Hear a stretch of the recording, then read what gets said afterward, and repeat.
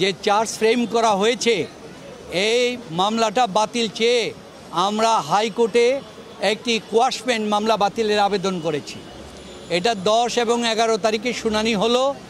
আগামী 21 তারিখে কোর্ট নির্ধারণ করেছেন আগামী 21 তারিখে অর্ডারের জন্য এবং অন্যদের কাছে জবাবের জন্য।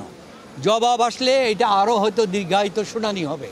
তাই আমরা কোর্টকে বললাম যে আপনারা এই মামলাটাকে আমাদেরকে আগামী 14 তারিখের পরে, কারণ আপনার ফ্রান্সে অলিম্পিক উদ্বোধনের জন্য প্রধান অতিথি হিসাবে ডক্টর ইউনূস যাবেন, সুতরাং এখানে সময় দেওয়া হোক, এটা আমরা বললাম। কিন্তু প্রসিকিউশন কোর্টকে বললেন, এমনকি কোর্টও বললেন যে হাইকোর্টে পেন্ডিং থাকা অবস্থায় এখানে কি আমি মামলা তো এটা তো নিতে পারি, কোনো অসুবিধা নাই। আমি তখন কোর্টকে বললাম আপনি যদি পারেন নিতে পারেন, কিন্তু কন্টেম্পট অফ কোর্ট আমি নিতে পারি না। হাইকোর্টে মামলা পেন্ডিং থাকা মানে এই আদালতের কলম বন্ধ, সুতরাং এটাই হলো প্রশ্ন। কিন্তু তিনি সময় দিলেন 5 দিন।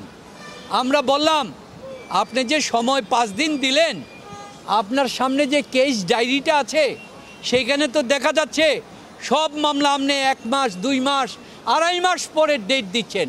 তাহলে ডক্টর ইউনূস সাহেব এমন কি ব্যাপার, তার মামলা 5 দিন 7 দিন পরে ডেট দিতে হবে, তাও আবার হাইকোর্টের অর্ডার আসার জন্য? তখন ওনাকে আমরা বললাম এটা তো হতে পারে না। যদি আপনি মনে করেন ডক্টর ইউনূস একজন দাগী আসামি, তাহলে আপনি আদালত থেকে মামলাটা দ্রুত বিচার আদালতে প্রেরণের ব্যবস্থা করেন, অ্যাপ্লিকেশন দিয়ে দেন। তখন আমরা বলতে পারবো আইনের বিধান আছে দ্রুত বিচার আইনের ট্রাভেল করার জন্য। তখন তিনি এই জিনিসটা শুনে আবার বলে প্রসিকিউশনকে ডাকেন।